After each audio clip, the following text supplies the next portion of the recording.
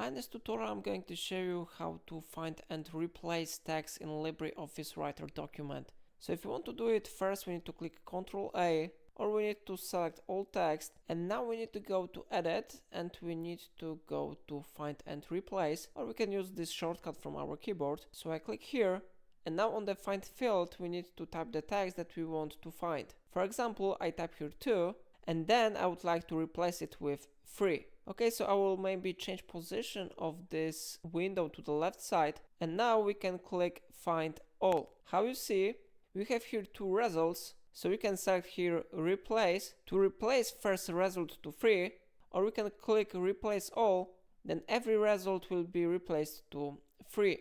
So now we can close this window, and on this way you can easily replace text in LibreOffice Writer document.